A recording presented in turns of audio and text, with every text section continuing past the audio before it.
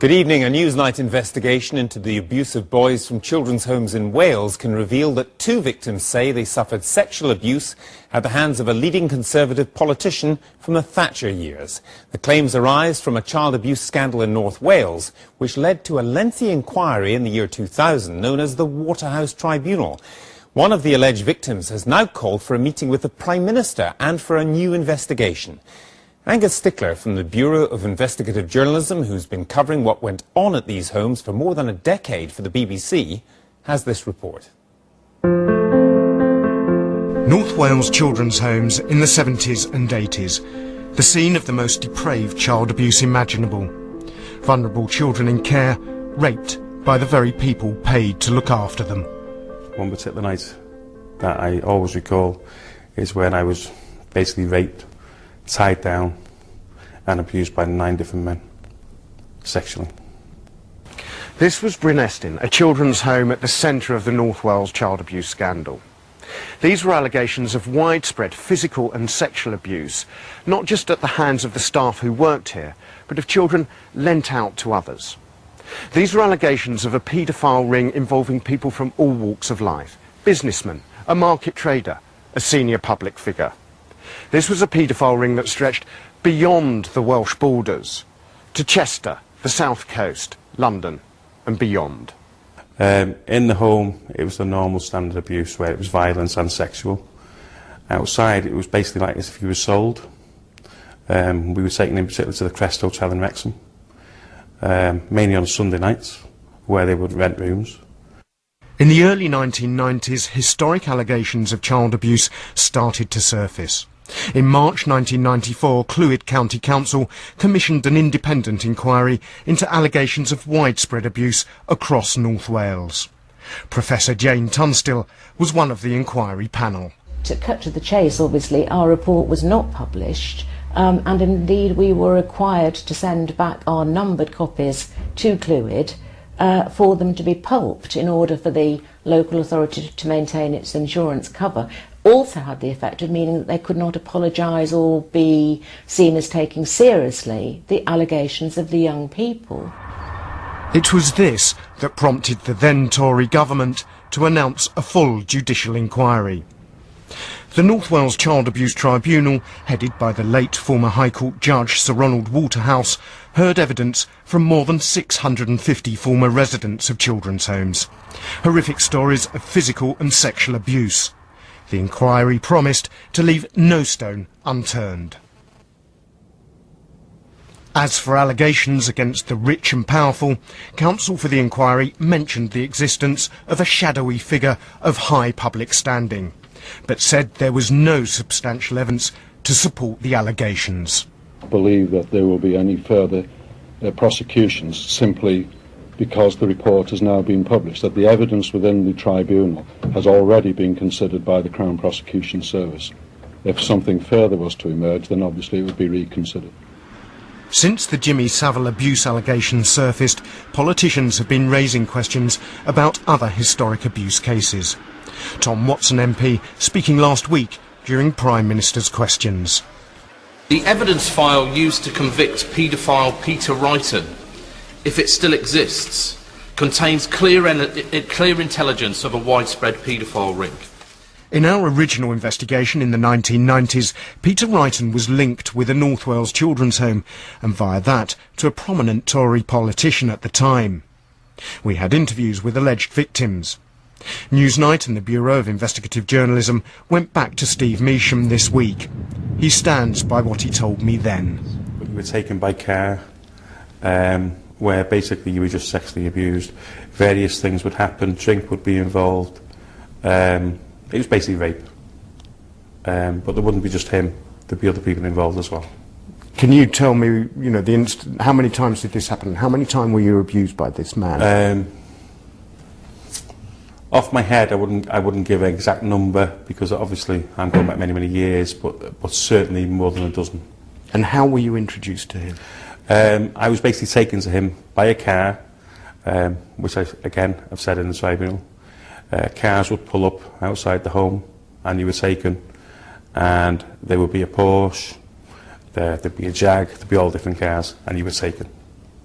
The abuse occurred in the late 1970s. Stephen went to the police. I was called a liar. I was pinned up against the wall. I can still name the police officer to this day who'd done it. The police denied it, and when they look back, they finally admitted in the inquiry statements were made. That's all they would say. They wouldn't say who was named in them, but they actually did admit I did make statements of sexual abuse. And you're saying that you made these statements of sexual abuse against this senior public figure? Yes, I am. And in the early 1990s, as allegations of child abuse in North Wales started to surface, another victim came forward. We interviewed him for a previous investigation for BBC Radio 5 Live, broadcast in the year 2000. We've been unable to track him down for this report, but he described then how as a teenager he was preparing to leave care, getting ready for a job in the outside world. He wished to remain anonymous. He picked me up one night and we went to have drinks, to a pub to meet somebody on the promise of a job. And then I was asked if I would meet this person again, and I didn't think there was anything to it. So I met him in a car park in Wrexham. That was where I was told to meet him. And then we went out for something to eat, and he pulled over in a lay-by, and then, hey presto, oral sex took place. He gave me some money. For some strange reason he was going on about Christmas and a Christmas box, I don't know. He was probably just trying to keep me quiet, I don't know. Were you, at that time, over the age of consent? Was I over the age? No, I was still in the children's home. At the time, in the early 1990s, he went to North Wales Police. He showed them faxed photographs of the senior Tory politician. So in front of two police officers, you picked out their photographs? Yeah. And then they turned around and they said they are faxed photographs. They are not really reliable. That it wouldn't be a positive ID. And because they weren't there to see it, could have been anyone. And I think that's the way they looked at it. And they took no further action? No further action. It may well be that the case was dropped purely because of a lack of evidence. In the late 1990s, both Stephen and our anonymous victim had another chance to name names at the North Wales Tribunal. But hopes were soon dashed. I don't understand why on earth we had an inquiry if we had to leave out 30% of the abusers. And basically, I was told to do that. I was told I couldn't go into detail about these people, I couldn't name them, and they wouldn't question me on them. Why? What reason did they give? They didn't give me a reason. They just said you were not allowed to do so. And again, he was not alone. What happened was they sent ex-police people to all the witnesses to make a statement. Then that statement was produced at the tribunal, and you were questioned from that statement. And your statement said nothing about this man? When I made a statement to the police crossed it out and said there was no proof. What was the point? Everyone said there was no point. I mean, I never thought that. That's what... But the inquiry was your chance to tell someone in power what you believed happened to you. No. The questions were picked from your statement, and you were asked questions from that statement. Solicitor Richard Scorer represented 30 victims at the inquiry. He believes the original remit and attitudes at the time were at the heart of the problem. The tribunal looked into the abuse of children in care in North Wales and not beyond. Well, there were certainly allegations of that kind that were alluded to at the inquiry, but they weren't allegations that the inquiry could pursue or explore or investigate in great detail because they were outside those terms of reference. That's the terms of reference. Do you think the will was there in the inquiry to fully investigate some of the evidence that was coming up? I think the inquiry wanted to investigate where it could. I think the terms of reference were an important restriction. I think it's also fair to say that at that time, and we're going back to the mid to late 1990s here, at that time the idea that senior public figures, politicians, celebrities could be involved in child abuse was seen as a bit far-fetched.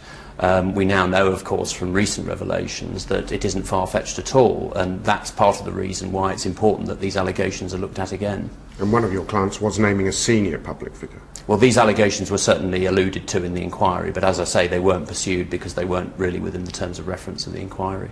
The evidence that we've heard, that we've gathered over the last 20 years, remains the same. For now, there's simply not enough to name names. But what has changed is the attitude, the public attitude towards child abuse, giving those making these allegations renewed hope for the future. I'd like a meeting now with David Cameron. He's made a statement, a sweeping statement, that abused people need to be believed. We haven't been believed. We've been swept under the carpet. It's time he knew the truth. It's time a full investigation was taking place. And until I can meet with him and I get some reassurances, I don't believe we'd get anywhere.